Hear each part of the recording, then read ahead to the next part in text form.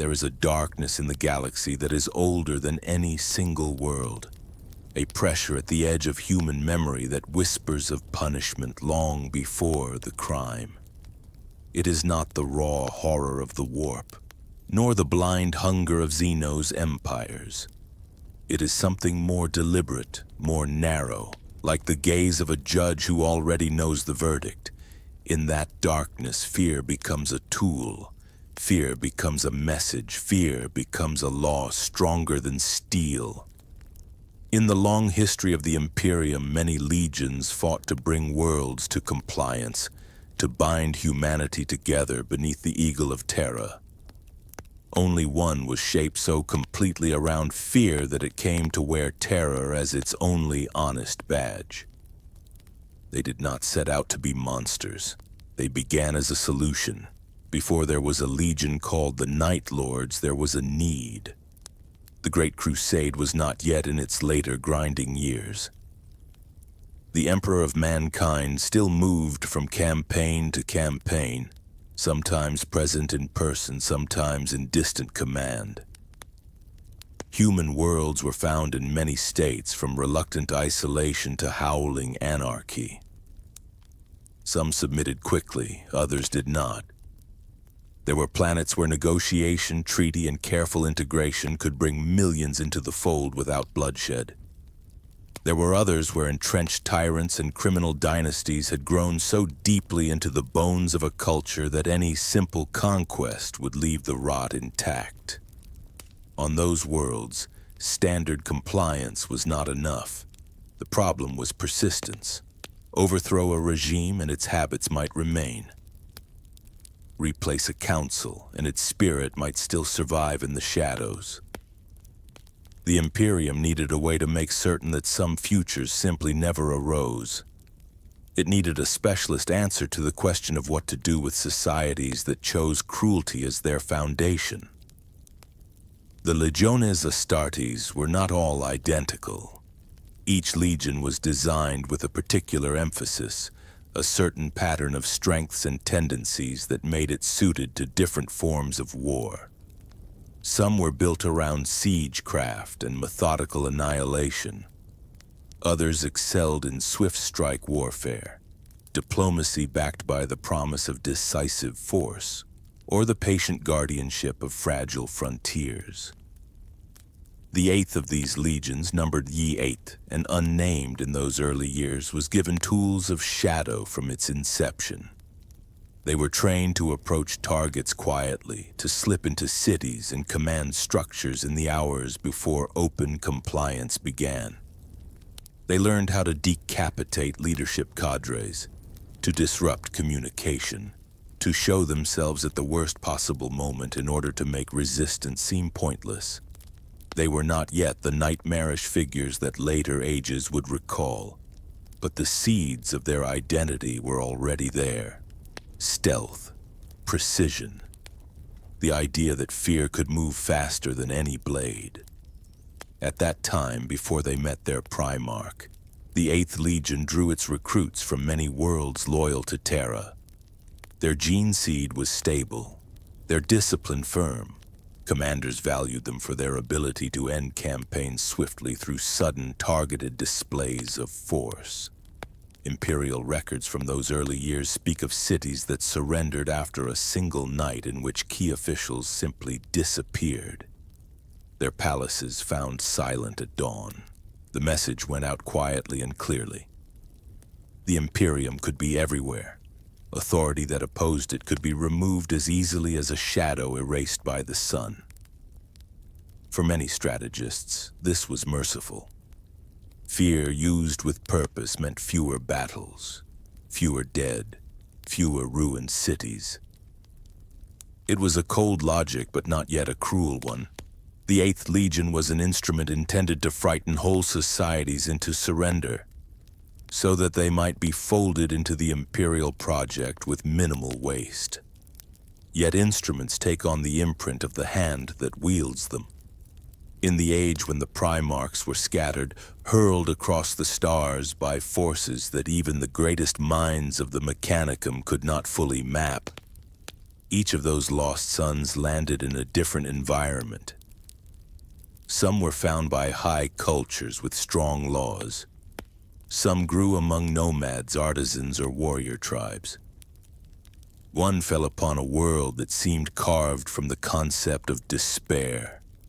Nostramo lay beneath a dying sun that cast only a constant dim twilight over its surface. Its crust was rich with mineral wealth, and its people had burrowed deep to extract it. Towering city structures rose around vast mining shafts, their foundations sunk into the polluted darkness. The air tasted of metal dust and burned chemicals. Industry lit the underhives with a permanent artificial dusk. There was little difference between day and night. The world was encased in a kind of perpetual evening. In that half-light, crime and misery flourished.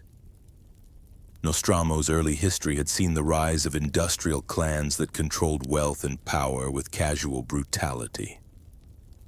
Law existed in name, but true authority belonged to those willing to kill without hesitation. Most of the population lived in crushing poverty, pressed into labor or forced into service for criminal syndicates. Murder was common, extortion was routine. There were no real safe districts, only zones where the powerful rested between acts of violence. Many citizens learned to look down, to move quickly, to speak little. Hope became a luxury that most people could not afford. The city lights shone, but it was a cold radiance that picked out rust, ash, and old blood in the gutter. In such an environment, a particular kind of child would be shaped. The Primarch who would become Konrad Curze did not arrive on Nostramo in ceremony. His gestation pod tore its way through the polluted sky and punched into an underhive district, smashing through sagging infrastructure and cracked ferrocrete. Those who heard the impact assumed it was another industrial accident, or perhaps the early stages of a gang conflict. The pod broke open eventually. A pale, black-haired infant emerged into the filth and darkness alone. Unlike some of his brothers, this child was not taken in by a noble household or sheltered by an organized tribe. There were no tutors, no old warriors who recognized his potential. Nostramo had little space for compassion. The child was left to survive or die in the ruins of a world that considered both outcomes trivial. He did not die. He grew, and in growing, he watched. From his earliest memories, the figure who would be called Night Haunter moved through the lower levels of Nostramo in silence. He learned how people reacted to terror and relief. He watched how petty enforcers thrived on the helplessness of those beneath them. He saw that fear could freeze whole districts more effectively than any law. Something in his perception was not like other minds. He did not simply see what was before him. He experienced sudden, intrusive flashes of possible futures, images of death and ruin that would later unfold with uncomfortable precision. These premonitions did not arrive as clear, structured prophecy. They came as jagged impressions, screams, roads littered with broken bodies, his own hands wet with someone else's blood. The Emperor in a palace of light, his brothers standing in judgment, a blade descending. Those visions disturbed him, but they also shaped him. He came to believe that the worst outcomes could be seen and perhaps avoided if the right fear was applied early enough. As he grew into adolescence and then into a form that no longer fit that word, he began to act. The first appearance of Night Haunter in Nostraman legend did not begin with fanfare. It began with the sudden, brutal removal of certain criminals whose brutality had stood above the rest. Gang leaders vanished. Known killers were found arranged in public places, their bodies displayed with cold precision, marked in ways that made clear they had been targeted for particular crimes. Ordinary citizens did not know who had done it. They only knew that someone had, and that this unknown force seemed to be on their side. For a time, hope slid in quietly beside fear, a twin presence in the shadows. He learned quickly. He understood that terror could be tuned like an instrument. A killing carried out in secret might remove a threat, but a killing carried out in public with careful attention to symbolism could remove the threat and prevent others from taking its place. Night Haunter, as the whispered name spread, punished not only individuals but patterns. He targeted those who made people afraid to leave their homes. He dismantled networks of extortion. He did it always in a way that left no doubt. He wanted the criminal underclass of Nostramo to look at every dark corridor and see his shadow. He wanted the powerful families to look down from their towers into the depths and understand that there was now a force beneath them that could not be bought. The world responded. At first, the crime lords scoffed at the stories of a lone avenger. They sent enforcers into the lower levels, armed and confident. Many did not return. Those who did came back shaken, speaking of a figure who moved faster than sight, who seemed to know their moves before they made them. Whispers spread that Night Haunter could read minds, that he was not merely strong, but strangely aware of how events would unfold. This reputation grew not because he cultivated mystique in a theatrical sense, but because his instinct for striking at the moment of maximum psychological impact was almost flawless. He did not enjoy elaborate speeches. He did not bargain. He appeared, he acted, and he left behind a message written in the fear of those who survived. For the common people of Nostramo, existence became temporarily less lethal. Street killings decreased. Open brutality was restrained. Those who had learned to walk with their eyes lowered now walked with cautious curiosity, glancing up at the roofs and catwalks where a shadow might be. They did not know his name in the sense that the wider Imperium would eventually know it, but they knew that something had changed. Fear had not gone. It had shifted direction. No longer did it flow only from the strong to the weak. It now moved upward as well, pressing on the minds of those who had never felt vulnerable. Night Haunter created a new balance in Nostramo's diseased society, one built not on laws or institutions, but on the constant awareness that any act of cruelty might draw his attention. Yet this balance contained its own poison.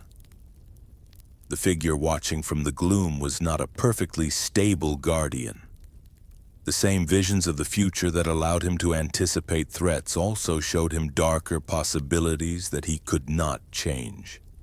He saw himself committing acts that would break the world he sought to save. He saw the coming of the Imperium. He saw a throne of light and horror. He saw the night sky torn open by the fires of war. These glimpses eroded his trust in the idea that his actions could truly improve anything. If the future contained atrocities that he could not prevent, then perhaps his only role was to prolong the inevitable, to make the path toward doom more orderly. Hope began to thin within him, leaving behind a colder conviction. Crime, injustice, and cruelty would always return. The best he could do was to make the memory of punishment so terrible that fewer people would risk the return. As Night Haunter's vigil continued, Nostramo's crime lords did not simply accept his reign. They adapted as predators do. They changed their methods, moved their operations deeper, tried to corrupt or co-opt those who seemed close to his influence. Some attempted to turn public opinion against him, blaming economic stagnation and industrial failures on his campaign. Others turned outward, investing in off-world contacts and trade to insulate themselves from his assaults. The upper classes of Nostramo grew increasingly afraid of the power they could not fully see, and in that fear, some of them looked to the sky not for salvation but for escape. The world's resources were still valuable. Off-world traffic was already a reality. There were whispers that if this vigilante could not be eliminated, he might at least be contained or bypassed. Curze watched all this from the shadows of his ruined upbringing. He seldom slept. His senses were sharpened by gene-forged biology he did not understand. He felt the weight of the world's misery pressing into his own mind, as if Nostramo's suffering had been poured into him at birth. The more he saw, the more he came to a bleak conclusion. Men would continue to take advantage of weakness wherever they could. For such men, the only effective language was terror. His methods grew harsher. Where he had once focused on the worst of the worst, he began to expand his definition of who deserved punishment. Those who cooperated too readily with criminals. Those who looked away when cruelty occurred. The boundaries blurred. Ordinary fear became indistinguishable from guilt. Nostramo's crime rate fell, but the cost was a population that lived in constant dread of making the wrong choice, of attracting the attention of a guardian who no longer trusted anyone. It was in this atmosphere of controlled despair that the Imperium finally arrived. The tactical assessment of Nostramo by Imperial surveyors described a world of remarkable industrial potential shackled by entrenched criminal structures. Its star was noted as unstable, its light dim, but its mines rich. The arrival of the Great Crusade's fleets in orbit was not a sudden blaze of hope to Nostramo's people. It was another unknown force descending through the smog, another power capable of reshaping their lives with little regard for individual choice. Dropships fell through the twilight. Legions, Astartes, and Imperial army forces established positions. Administrators and remembrancers began their work. Somewhere among those detachments, the Emperor's gaze sought for the lost son he knew must be there. For Konrad Curze, the coming of the Imperium was not a surprise. His visions had shown him the face of the Emperor long before the first ship burned its path through Nostramo's clouds. When the emissaries of Terra moved through the city, looking for unusual phenomena, precisely targeted vigilantes and signs of gene-forged perfection, they found no formal court or palace in which to present themselves. They found only fear-soaked streets and stories of a shadow that punished the guilty. Night Haunter revealed himself in his own time. Accounts of that first meeting differ in tone, shaped by the perspectives of those who recorded them later, but the central fact is consistent. The Emperor looked upon a Primarch who had enforced order through terror, who had remade a criminal world so completely that its people flinched at every footstep. He did not recoil. He recognized a solution. There, in a city that still smelled of soot and fear, a new name was spoken. The vigilante of Nostramo was given his formal place in the Imperial Order as Konrad Curze, Primarch of the VIII Legion. The Emperor did not demand that he abandon his methods overnight. Instead, he offered a broader stage and a clearer frame. The galaxy, he said in measured terms, held many worlds worse than Nostramo, many regimes whose cruelty was more systemic, more dangerous. The Great Crusade needed an example that would travel ahead of it, a living cautionary tale that would make tyrants and criminals reconsider defiance. Curze listened. He saw in glimpses of possible futures a path where his particular way of imposing order could be given purpose beyond one dying world. He knelt. He accepted his place. Fear would serve the Imperium. Reunion with their Primarch changed the VIII Legion more than any training directive. They had already been proficient in infiltration and psychological operations. Now they acquired a symbolic center whose personal history validated and amplified those skills. Nostramo, in turn, became their primary recruitment world. The pale-skinned, dark-eyed youths of its cities, hardened by years of living under the shadow of Night Haunter's vigilance, were seen as ideal material for transhuman transformation. They already understood the grammar of fear. They were already accustomed to walking the knife edge between victim and predator. As they joined the Legion, the character of that force shifted.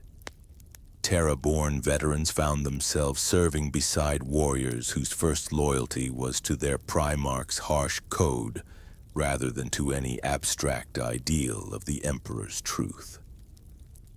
In the early years of their service under Curze, the Night Lords, as they came to be known, still operated within the broad strategic aims of the Great Crusade.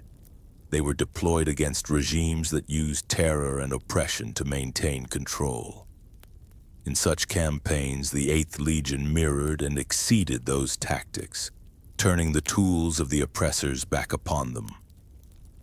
They would arrive without warning, striking at night, their armor painted in deep blues and midnight hues.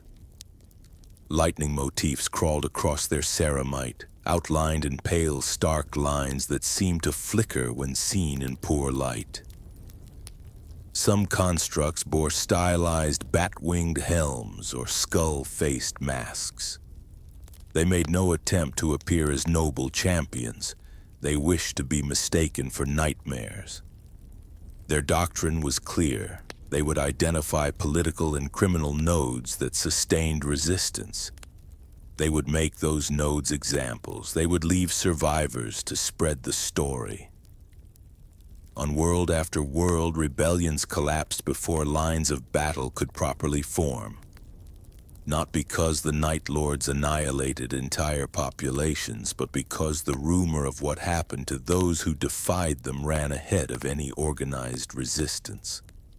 A dictator might hope to rally his followers against armies he could label as invaders. It was harder to rally crowds against fear itself. Under Curze's direct oversight, the Legion's operations were often bloodier than Imperial tactical councils preferred, but they were undeniably effective. Compliance rates were high. Reconstruction, once the terror had passed, could proceed in a relatively orderly fashion. At least that was the argument presented at the time. The cost of this approach was subtler. Every time the Night Lords enacted a campaign of terror, they reinforced in their own minds the idea that fear was the only enduring language of power. Every time they made examples of criminals and tyrants, they trained themselves to see potential guilt everywhere. Curze, already inclined by his Nostramo experience and by his prophetic visions to distrust human nature, began to view entire societies through a lens of assumed corruption. Because he saw so vividly what people might do in the future, he found it increasingly difficult to distinguish between what they had actually done and what they might one day be capable of. Punishment could creep backward along the line of causality from act to intent to mere possibility. In a galaxy as violent as that of the Great Crusade, this way of thinking did not seem immediately irrational. It seemed like grim realism. Among his brother Primarchs, Curze was always a difficult presence. He lacked the genial charisma of some, the stoic reliability of others. Many found him unsettling. His eyes carried the distant, distracted look of someone who was seeing more than what lay before him. His armor, even at formal gatherings, retained the night sky motifs and unsettling sigils that his legion wore into war. He argued in councils for harsher measures against recalcitrant populations. He questioned the optimism of campaigns that relied heavily on diplomacy and trust. This often put him at odds with figures like Robert Guilliman, whose ultramarines excelled at building stable, lawful societies from compliance onward, and Rogel Dorn, who favored discipline and fortification over theatrical fear. There was a sense, even in those early years, that Curze was slightly out of phase with the spirit of the crusade, as if he were already living in a later, darker epoch that others could not yet see. Despite this, the Night Lords continued to serve. They fought beside other legions on worlds where open war could not be avoided. They helped crush Xenos holdouts, human breakaway empires, and techno-cults whose doctrinal deviations threatened the unity of mankind. In such battles, their terror tactics were less relevant than their raw martial skill. They proved themselves capable in boarding actions, urban warfare, and rapid assault. Their gene seed maintained its strength.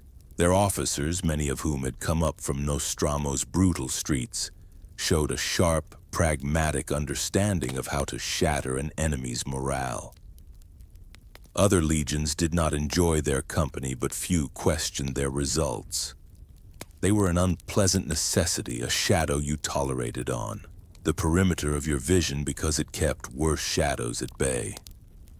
Meanwhile, Nostramo itself changed.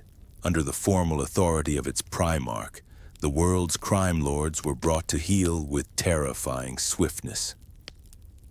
Public executions of former tyrants were carried out not as spectacles of revenge, but as carefully framed lessons. Curze made it clear that the old ways were over. The people of Nostramo, already conditioned by years of his vigilante justice, submitted. For a brief period, crime rates plummeted. Industrial output increased. The planet became a more reliable contributor to the imperial war machine. Nostraman youth saw a new path out of the mines and gutters, a path that ran through gene screening, recruitment halls, and ultimately into the armories of the VIII Legion. The line between the world and the Legion blurred. Yet as Curze spent more time away prosecuting wars in the Emperor's name, the old habits of Nostramo's elites began to reassert themselves. There were always those who were not entirely broken by fear, who simply learned to hide their cruelty more carefully. Without their Primarch's constant presence, corrupt officials and industrial magnates slipped back into patterns of exploitation. They learned to speak the language of compliance to imperial auditors while continuing to enrich themselves at the expense of the weak. The planetary system's star continued to dim, an astronomical process unrelated to human behavior but symbolically impossible to ignore. Nostramo's sky grew ever darker, as if the world itself was reflecting the moral relapse beneath its clouds.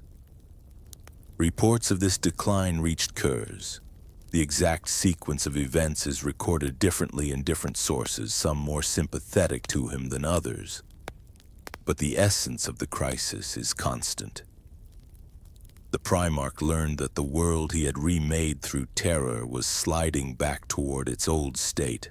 The crime he had fought to eradicate was rising once more. The families he had punished but spared were regaining influence. For a figure whose entire sense of purpose revolved around the idea that fear could permanently reshape societies, this was not merely disappointing. It was a fundamental challenge to his worldview. If Nostramo could fall again despite all he had done, then perhaps no amount of fear could truly cure the human tendency toward corruption. The visions that had always haunted Curze grew more intense. He saw again and again scenes of his own future, his death, the breaking of his legion, the galaxy burning in a war between brother and brother. He saw worlds he had pacified drowning in blood. He saw statues toppled. He saw the imperial ideal eaten from within by hypocrisy and cruelty. In response, he did not grow gentle. He doubled down on his existing instinct. If fear on one scale had failed, perhaps fear on a greater scale would succeed. If individual executions and regional purges could not keep Nostramo from backsliding, perhaps a single act could create a memory so searing that it would be felt not just by one world, but by history itself. Before that decision crystallized, there were efforts to bring Curze back into a more measured orbit. Other Primarchs, notably Rogel Dorn, were tasked at various points with confronting him about the excesses of his Legion's methods. There were formal censures and stern conversations about the need for restraint. Curze listened. He did not always refuse outright. He understood the arguments for discipline and proportionality. Yet at his core, he did not trust the idea that people would behave decently without the threat of something genuinely terrible hanging over them. His own life on Nostramo had proven to him that law had little value when not backed by the consistent, visible possibility of punishment. That internal conviction collided with external reality when the depth of Nostramo's relapse became clear. Curze returned to his homeworld, not as the hidden shadow of his youth, but as a Primarch leading a crusade fleet. He saw with speed and clarity that the same patterns he had fought were back. Officials were taking bribes. Crime syndicates were flourishing behind polite masks. The poor were still exploited. The fear of Night Haunter had faded into something more manageable, a background anxiety rather than a paralyzing force. The memory of terror had softened into legend. To Curze, this was proof that his gentler restraint in earlier years had been a mistake. He had left too much alive. The decision he made then would mark him forever.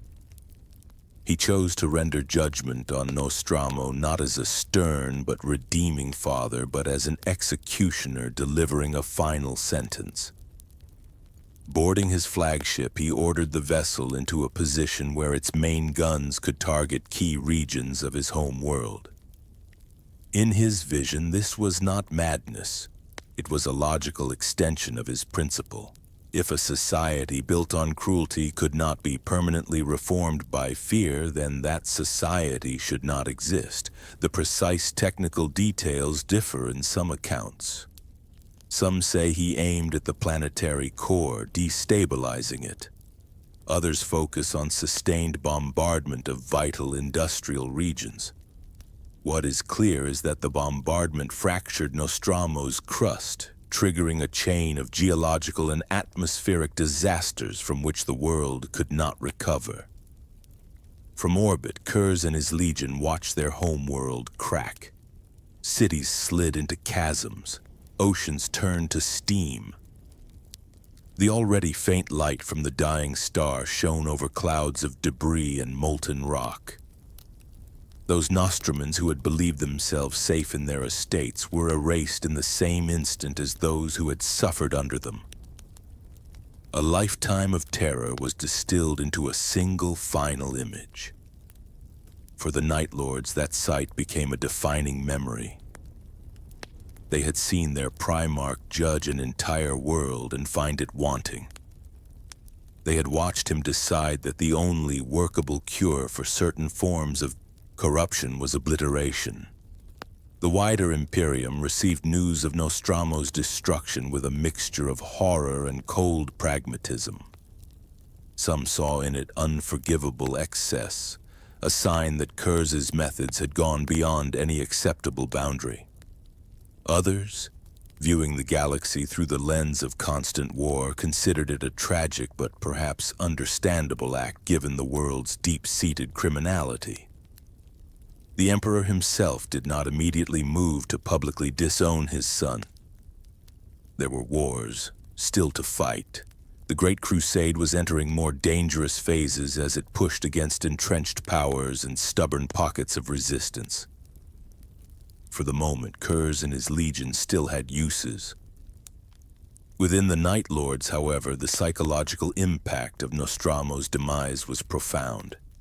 Their last physical tie to an origin world was gone, not taken by an enemy, but destroyed by their own Primarch. They had always been creatures of fear. Now they were, in a sense, unmoored ghosts. The guilt, if it could be called that, manifested not as remorse in the conventional sense, but as a deeper fatalism.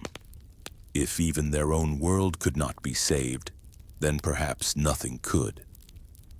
They embraced fully the idea that their role was not to build, but to punish. They would go from world to world, leaving fear behind in their wake, never expecting anything better from the species they terrorized. Konrad Curze himself walked ever more steeply into his private night. The destruction of Nostramo did not quiet his visions, it sharpened them. He saw not only the doom of his legion, but of others. He saw the face of Horus Lupercal, favored son of the Emperor, lit by war. He saw the walls of Terra under siege.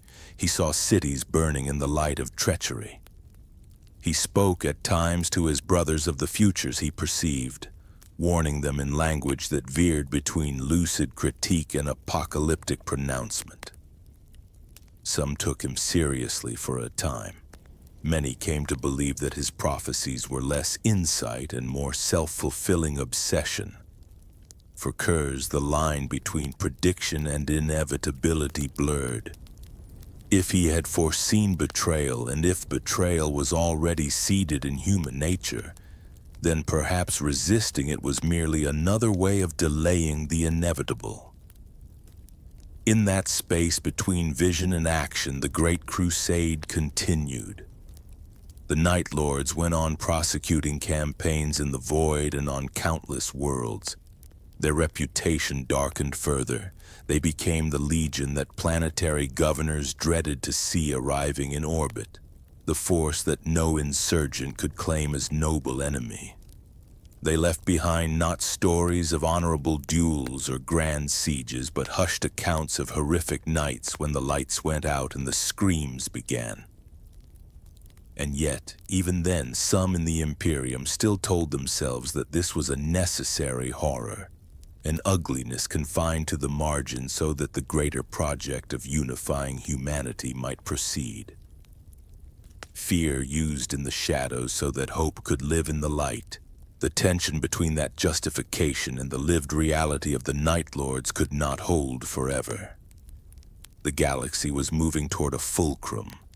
Alliances and resentments among the Primarchs were hardening. Old grievances between legions, between sons and father, between ideals and methods were drawing tighter lines. In Curze's dreams, those fault lines glowed like fractures in a pane of glass about to shatter. He could see the moment when brother would raise weapon against brother. He could feel in the twitch of his own fingers the inevitability of his role in that coming storm. The Night Lords did not yet bear the full weight of their later infamy. They still wore the sigil of the Imperium. They still fought on paper for the same cause as their more celebrated brothers. Their ships still answered summons from Terra. Their Primarch still took his place on strategy councils, his pale face and haunted eyes watching as plans were laid for campaigns in spirals of starlight and armor. But within the darkened corridors of their strike cruisers and battle barges, within the quiet rooms where Nostraman-born captains spoke softly in their own tongue, there was a different understanding growing. They knew that they were not like the others. They knew that when the reckoning came, they would not be counted among the exemplars of imperial virtue. They would be brought out when terror itself needed to be terrified. The currents of fate pressed inward. The seeds of rebellion planted by grievances and pride and old wounds began to sprout in hidden places. Some Primarchs questioned the Emperor's motives. Others questioned his methods. Still others simply saw an opportunity to reshape the galaxy in their own image. Curze watched all this, seeing it twice. Once with his eyes and once with the unwelcome clarity of his visions. The path ahead glittered with familiar images, fractured legions, burning skies, a siege that would echo for 10,000 years. Somewhere amid that storm of possibilities, he saw his own end as he always had. Not as a tragedy, but as a conclusion. The Great Crusade was not yet broken. The Horus Heresy had not yet begun. Officially, there was still unity. In reality, the warp was already stirring around the edges of reality, and human hearts were already dividing. In that fragile moment between the destruction of Nostramo and the open declaration of treachery, the Night Lords hung suspended, blades half drawn, armor painted in the colors of midnight, waiting for the inevitable signal. They did not yet bear the full title of traitor in every mouth. They had not yet fully become the thing that later generations would fear by instinct. For now, they were still the Emperor's monsters, poised on the brink of a war that would strip away even that thin justification. They moved through the dark between stars, their hulls gliding past distant suns, their internal lights low. In their quiet, echoing corridors, warriors sat in silence, remembering a world that no longer existed and a justice that had turned upon itself. Their Primarch walked alone, trailed by images of futures that would not let him rest. The galaxy seemed to be holding its breath. The night had deepened, but the worst of it had not yet fallen. The Age of Fire was about to shudder. In that breathless pause, the Night Lords stood ready, children of a broken world and a broken promise, about to step fully into the role that fear had written for them from the beginning, even if the first act of that story was not yet complete. The signal that finally broke the illusion of unity did not arrive as a surprise to Konrad Curze. When the War Master fell at Istvan, when loyalists were burned from the surface of a world they had trusted, Curze felt less shock than confirmation. The images that had haunted his sleep for decades resolved into moments he could now place in time. Fire on black sand, legions turning their guns inward, the Emperor's project bleeding from wounds no Xenos empire had ever managed to inflict. For many, the outbreak of the Horus Heresy was a shattering revelation, a sudden inversion of everything they believed. For Curze, it was the world finally aligning with the shape he had already seen. The Night Lords did not declare themselves with grand speeches. Their nature was quieter, more pointed. When the time came to choose, they moved with the same cold precision they had always shown. Their loyalty to the Emperor had never been rooted in affection. It had been rooted in recognition that his will could harness their methods. Once that frame cracked, once it became clear that the Imperium itself was not the untarnished ideal so many had claimed, Curze saw no reason to pretend. If the galaxy was returning to what he had always known it to be, then he would meet it as he had always met such worlds. With fear. At Istvan, where loyalist legions were lured into a trap masquerading as compliance, the Night Lords fought not as reluctant participants but as specialists in the breaking of hope. They slipped through smoke and ruined fortifications, their armor dark against the burning horizon, their vox channels full of terse nostrum and cant. They took no joy in the slaughter in any simple sense. Joy implies innocence. What they felt, if it can be called feeling, was a grim satisfaction that the mask had finally been removed. They were no longer asked to pretend that fear served a pure project. Now it served simple survival and the settling of long-standing doubts. Curze moved through those days like a man walking inside the track of his own shadow. Every step felt familiar. He had foreseen worlds burning. He had foreseen brothers raising weapons against brothers. As the heresy widened, as systems and sectors fell into chaos, he stood increasingly apart from both loyalists and open devotees of the warp. His hatred was not reserved only for the Emperor's apparent hypocrisy in speaking of unity, while allowing hidden cruelties. It extended also to those who threw themselves into the arms of the gods, trading one form of bondage for another. In his mind, there was little difference between a tyrant on a throne of gold and a tyrant coalesced from the screams of the warp. Both demanded obedience. Both threatened pain. Both believed themselves justified. The War Master and his inner circle saw a use for such a figure. In the chaos that followed Istvan, some worlds still hesitated, uncertain whether to hold to their oaths to Terra or to bow to the new axis of power forming around Horus. The Night Lords became one of the instruments sent to educate them. Where other traitor legions might arrive with proclamations, with promises of a new order, the Eighth came in silence. They took away light. They took away the illusion of safety. They made it clear that neutrality was not a refuge. A world that tried to balance between loyalty and rebellion found itself learning the old lessons of Nostramo. In a collapsing order, those who tried to stand in the middle were crushed first. Yet even as their terror campaign served the War Master, the Night Lords were never quite of his camp. They did not fight for the promise of a more honest empire under Horus. They fought out of alignment with Curze's conviction that the Imperium had already condemned itself.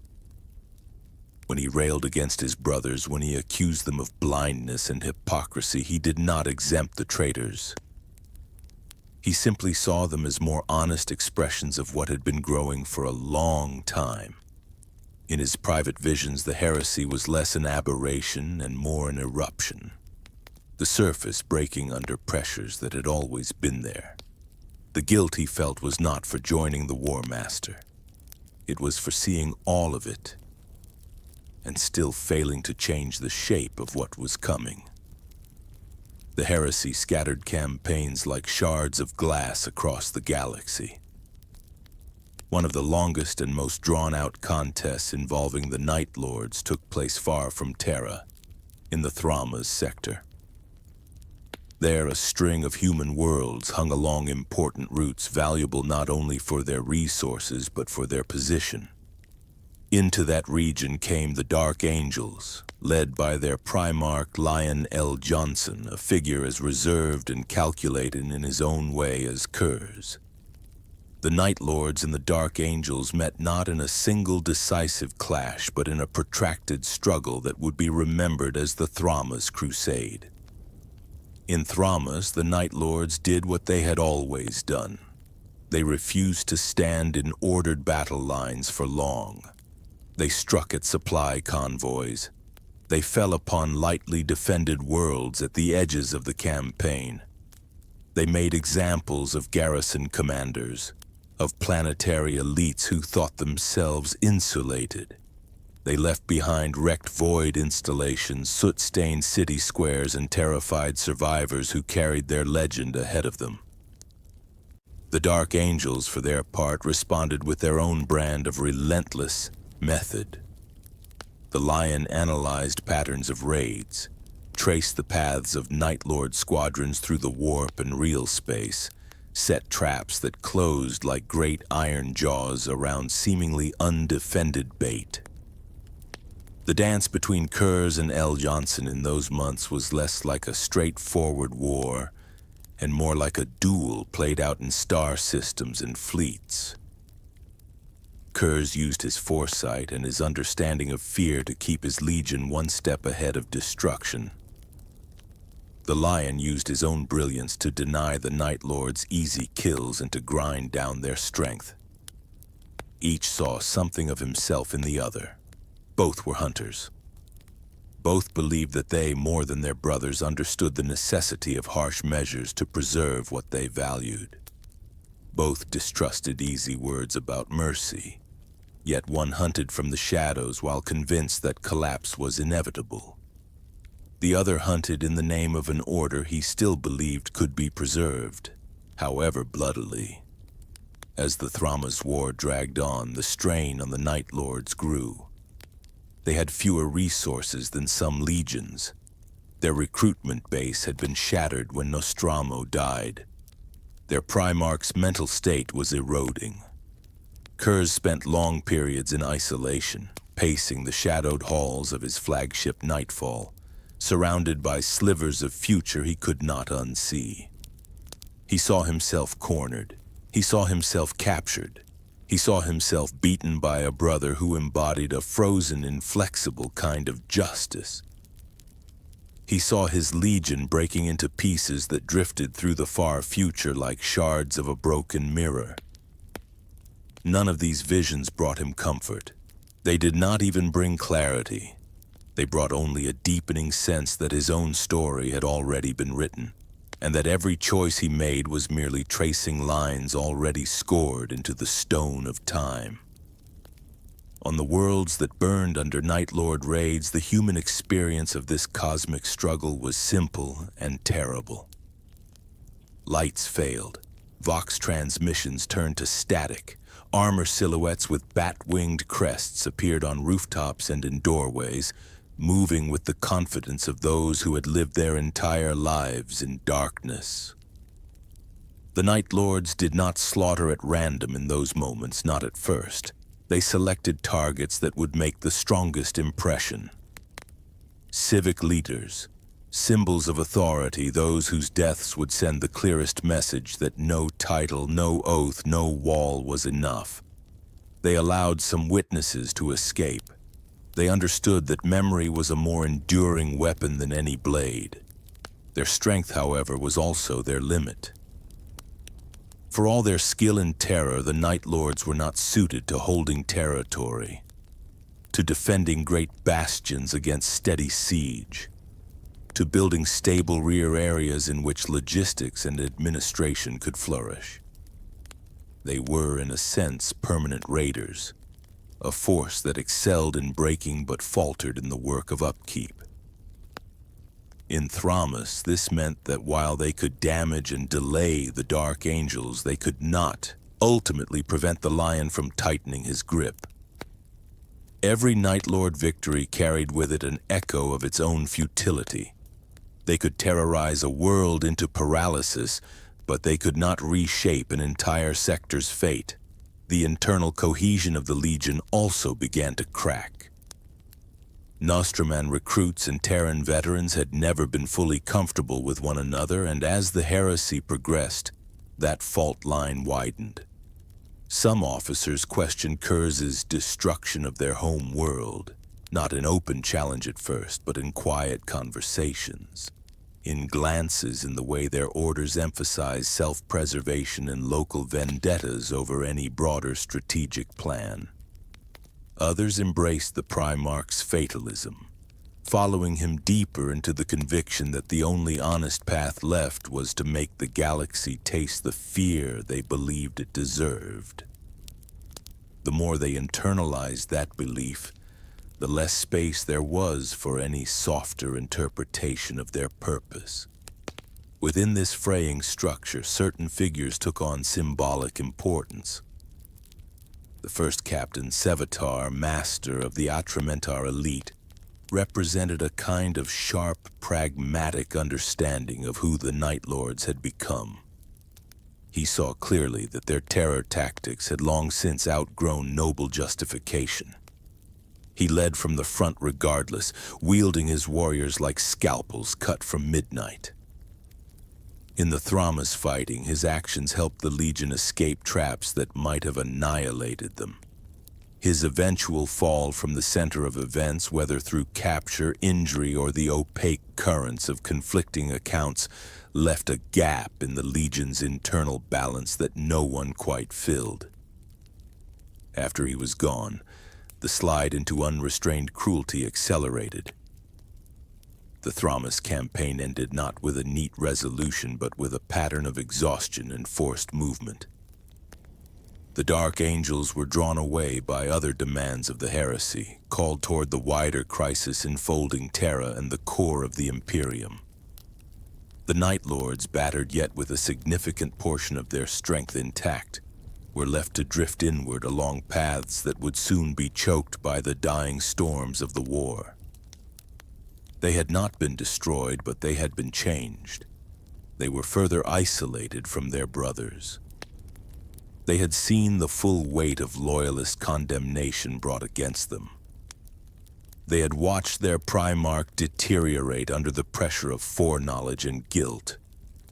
Curze's final descent from Primarch General to hunted criminal took place across the scattered remnants of those campaigns.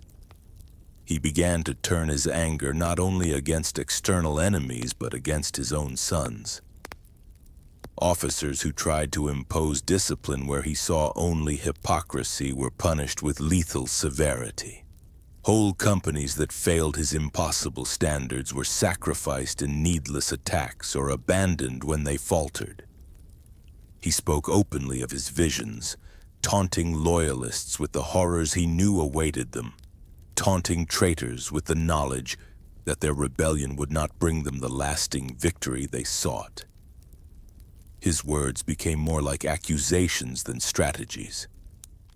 At last, on the shattered world of Sagwalsa, hunted by the Dark Angels, Curze's path crossed the lions in a more direct way. There, amid ruins and long shadows, he chose to stop running. Some accounts describe him stalking the corridors of his own fortress, already wounded, already marked by self-inflicted mutilations that mirrored the damage he believed the Imperium had done to his soul. Others place more emphasis on the quietness of his surrender. What is reasonably consistent is that he did not fight to the last breath in the conventional manner. He allowed himself to be taken. A Primarch in chains is more than an individual prisoner. He is a symbol, an argument made flesh. Curze understood this. When the Dark Angels bore him as a captive aboard their flagship, he came into the heart of a culture that held discipline as its highest virtue. He walked among warriors who believed in rigid obedience, in the careful maintenance of secrets, in a sense of honor that to him looked very much like the fear-soaked codes of the tyrants he had once hunted on Nostramo. He used his time among them as another stage, another platform from which to mirror back their own contradictions. He spoke of the Emperor's choices. He spoke of the things done in the name of unity. He spoke of futures they did not want to hear. In the end, the prison could not hold him indefinitely. The circumstances of his escape or release are recounted with variations in different sources.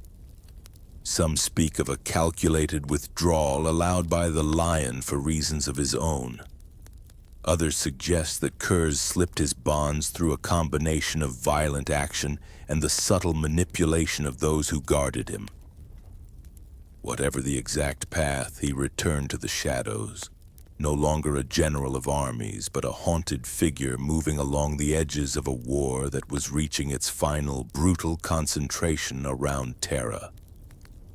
Curze did not stand upon the walls of the Imperial Palace during the siege of Terra. The Night Lords, scattered and locked into distant campaigns, did not bring the full weight of their legion to that final confrontation.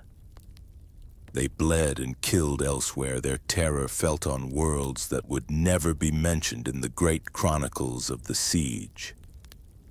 When the War Master finally died, when Horus was unmade in that last incandescent moment aboard his flagship, the Night Lords felt the shift not through formal channels, but through absences. Orders stopped coming. Fixed points vanished. The war that had justified their role dissolved into a kind of silent aftermath. For the other traitor legions, the end of the heresy meant retreat into the Eye of Terror, into the raw wound in reality where the warp lay closest to material space. There, in demon-haunted systems, they carved out broken empires, their identities reshaped by their closer communion with the gods they had chosen. For the Night Lords, the path was less straightforward. Many of them did pass into the Eye, whether seeking refuge from imperial retribution or pulled there by allies. Others scattered along different routes, slipping into the maelstrom, into forgotten systems, into the uncharted spaces between known currents. They were already creatures of the threshold. Now they became exiles in full. Konrad Curze did not join them in this long wander. The weight of his visions and his choices pressed toward a final convergence. He knew with the same weary certainty that had accompanied his every step for decades that his end would be violent. He knew that it would be administered not by a brother, but by a representative of the Emperor's ultimate sanction. He did not flee that outcome. He waited for it. On a darkened world, in a quiet place, he allowed himself a period of stillness that might have felt like peace to someone who had not lived his life. He thought of Nostramo's twilight. He thought of the faces of the criminals he had hunted. He thought of the Emperor's gaze the day they had met. He thought of the worlds he had broken in the name of a justice he no longer trusted. The assassin who finally came for him belonged to the Kalidas Temple, a living weapon shaped through alchemy and training to infiltrate impossible targets. M'Shen, as she is named in later records, crossed barriers of time and distance to reach him. She carried with her all the skills of her temple, all the authority of an imperium that now needed to close accounts left open by the heresy. She found Curze not cowering but waiting. He spoke to her, not as a supplicant, but as someone for whom the inevitable had simply arrived at last. He did not use his full speed, his full strength, to avoid the death she represented. In allowing himself to be killed, he made a last bitter point. If an assassin could cut down a Primarch, then no one in the galaxy could pretend that power guaranteed righteousness. His end was, in its way, consistent with his life. It was a judgment he embraced even as he criticized the hand that delivered it. He died in darkness, as he had lived, his last thoughts turning not toward redemption but toward the hard, cold belief that he had been right about the Imperium all along. After his death, there was no central voice to give the Night Lords direction. No singular figure to impose even the warped consistency of his vision. The Legion splintered fully, scattering into war bands led by captains and champions who carried their own interpretations of the Creed of Fear. In the long centuries that followed, these war bands drifted across the galaxy. Some nested in the Eye of Terror, using its unnatural currents to launch raids into real space. Others anchored themselves in hidden bases along neglected routes, in hollowed asteroids, in dead systems whose suns gave little light. Their ships, once part of a coherent Legion fleet, became individual haunts, each marked by the personal iconography of its leader. Lightning and bat-winged skulls remained, but they were joined by variations, by personal sigils painted in the chevrons of wings and the long predatory lines of their hulls. The Night Lords did not, as a whole, give themselves to the worship of the ruinous powers with the fervor shown by some other traitor legions. There were individuals among them who made pacts with demons, who allowed their bodies and armor to become canvases for the warp's touch. There were war bands whose leaders embraced the role of champion for one god or another, trading the cold certainty of fear for the hot intoxication of favor. Yet a persistent strand within the Eighth maintained a different stance. They saw the Chaos Gods as yet another set of tyrants, yet another set of vast impersonal hungers that demanded obedience and promised in return only more escalation. They would use demonic tools when it suited them, but they resisted kneeling. This refusal did not make them noble, it made them stubborn. They continued to do what they had always done. They used fear. They did it now in service of nothing larger than their own survival and their own memories. They struck at worlds that seemed weak, at convoys whose escorts were light, at auspex blind zones where their presence would not immediately summon overwhelming force. They preferred targets where the local population had begun to believe that the nightmares of the heresy were distant history, relevant only to scholars and archivists. They wanted their arrival to teach the same lesson again and again. History does not stay in books. It comes back with claws. The centuries smoothed and sharpened their legend by turns.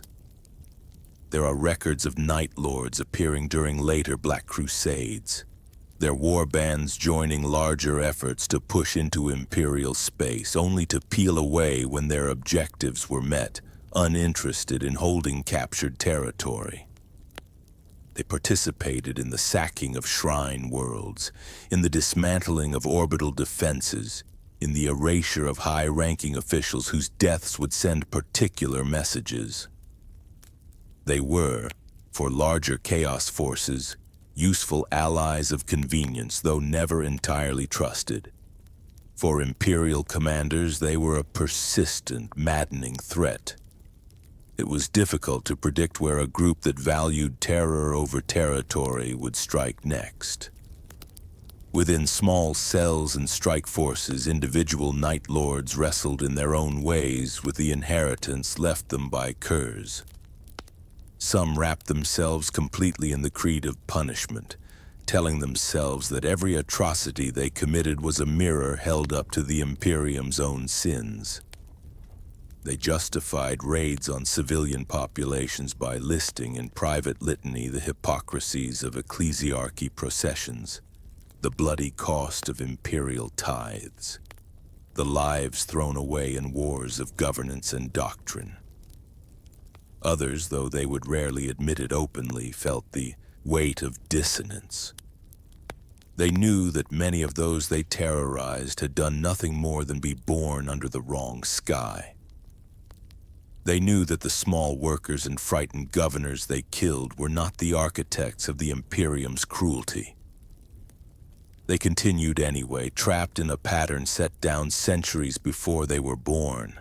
Legends grew around certain later champions and prophets within the Night Lords.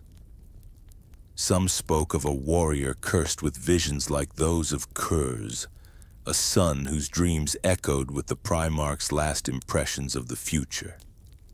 This figure, moving from warband to warband, tried in his own limited way to find meaning beyond simple repetition. He saw that their terror tactics, while effective in the short term, were slowly hollowing them out. Their numbers dwindled, their gene seed degraded, their once formidable fleets suffered losses they could not easily replace. A legion that had once brought darkness down upon whole sectors had become a scattering of blades, each sharp, each dangerous, but collectively no longer able to shape the fate of the galaxy at large. In the holds of their ships, armor stood in long, silent rows. The blue of their plates chipped and dulled. The lightning sigils faded. The bat-winged helms hung as if waiting for wearers who would never return. Rituals developed to maintain a sense of continuity. Some warbands carved oaths into the metal of their armor, repeating old Nostramo phrases that few outside their culture could translate. Others maintained shadowed chapels not to any god but to Curze himself, treating his memory as a grim lodestone. They lit candles beneath crude images of his face, not asking for intercession but reminding themselves of the origin of their path, of the world that had forged them, of the judgment that had been passed upon it. Out in the wider Imperium, the average citizen of the 41st Millennium did not know the intricate history of the Night Lords. They did not know Nostramo's dying son, the exact content of Curze's visions, the political nuances of the Great Crusade. They knew only the stories that filtered down through survivors and garbled reports. Stories of power outages that lasted just long enough for the first screams to begin. Stories of armor painted in midnight, of winged shapes moving across ruined domes. Stories of commanders found perfectly displayed, their deaths sending messages in a language of posed limbs and carefully chosen locations. These stories served their own function. They became bedtime warnings, cautionary tales told to children in hive blocks and agri-dome bunkhouses. Behave, work hard, obey, the adults said, otherwise the Night Lords might come. The irony of this, when measured against Curze's original purpose, is stark. He had wanted to use fear to extinguish cruelty, to make the prospect of punishment so terrible that people would choose decency. Now, across 1,000,000 worlds, parents invoked fear of his sons to compel obedience to a system that was itself often cruel. The Night Lords had become a myth that supported the very structures they had come to hate. Their raids were real. Their victims were not imaginary. Yet the idea of them, abstracted and retold, had been folded into the great machinery of imperial control. In seeking to reveal hypocrisy, they had become one of its tools. Still, in quiet moments away from raids and rituals, some Night Lords remembered the original shape of the creed. They remembered that Curze had hunted criminals on Nostramo before he had turned on whole societies. They remembered that there had been a time when the Eighth had targeted tyrants more than bystanders. A few warbands tried, in their own distorted fashion, to return to that narrower focus. They selected planets ruled by particularly callous governors, systems where administratum corruption had grown cancerous, worlds where ecclesiarchy excess had pushed populations toward starvation.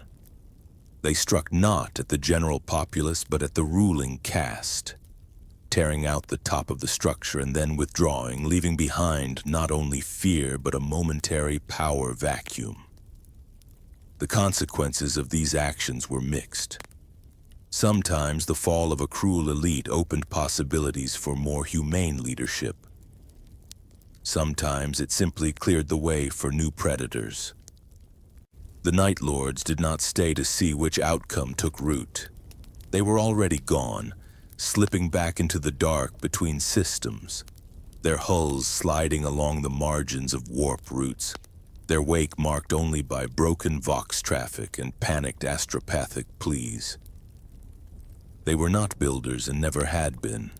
They were the pressure at the edge of vision, the possibility that punishment might fall without warning.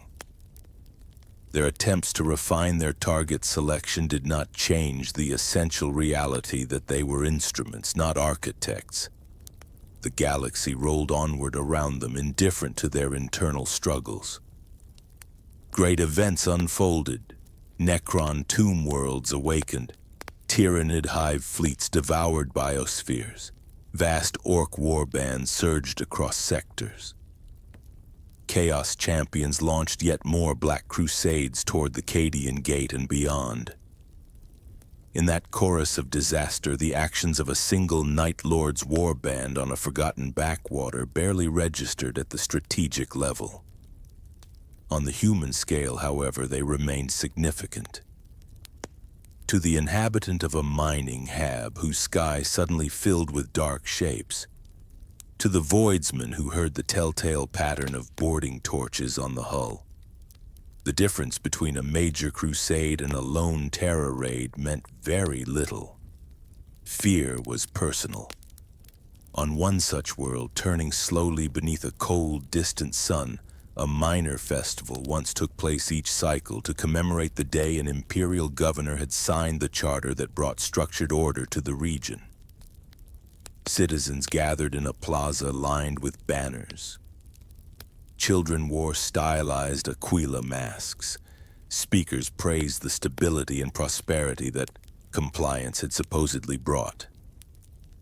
Above them in orbit, a small Night Lord's cruiser drifted, its presence masked by auspex dampers and the clutter of old debris. Within its shadowed strategium, a warband leader watched the scene through grainy magnification. He saw the governor's balcony, he saw the banners, he saw the pride in faces that had never read the documents that truly governed their lives. He gave a quiet order. The ship's tech adepts dimmed the city's power grid in a controlled pattern, plunging the plaza into a brief, disorienting darkness. For a heartbeat, the crowd murmured in confusion. When the lights came back, the governor's balcony was empty. In its place, perfectly framed by the banners, was a different figure, armor dark, helm shaped like a leering skull with wings.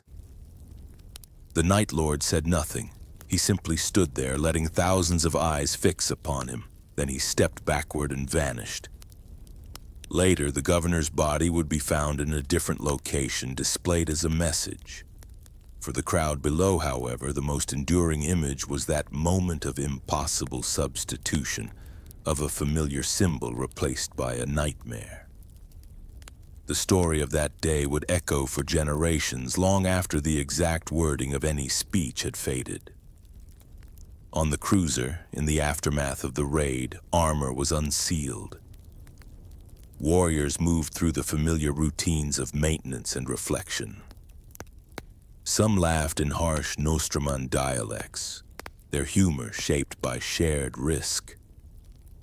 Others sat in silence, hands resting on the crests of their helms, eyes closed.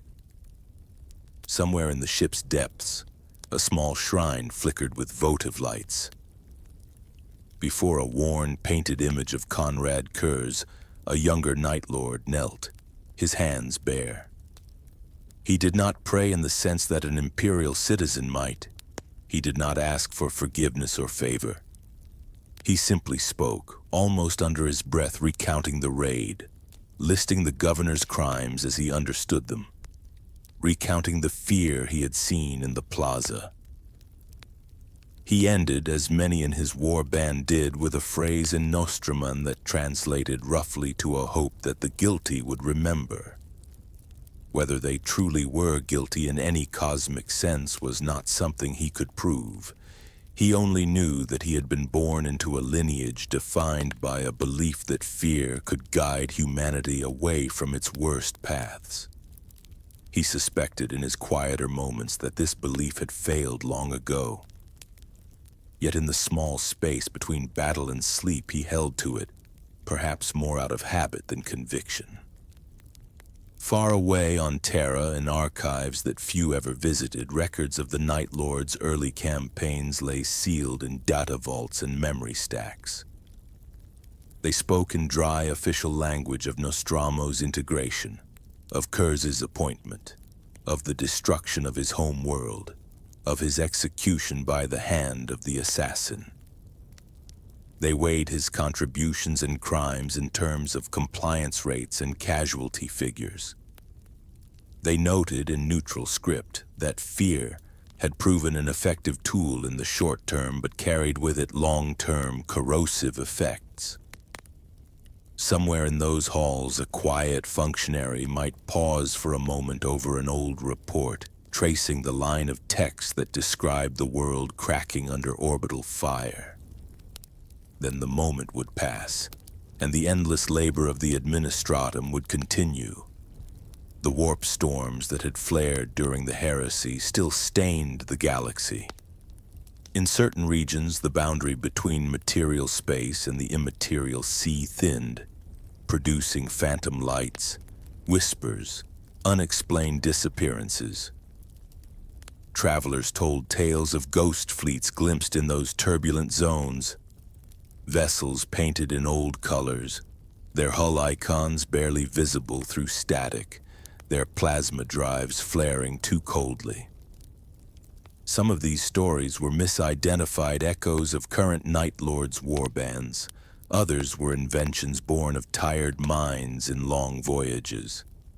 A few might have been something stranger, relics of the past. somehow trapped at the intersection of time and unreality, forever running through the same maneuvers, forever preparing for raids that would never again quite reach the living. In all of this, the figure of Konrad Curze remained both central and strangely distant. He had died long ago in the calendars of the Imperium.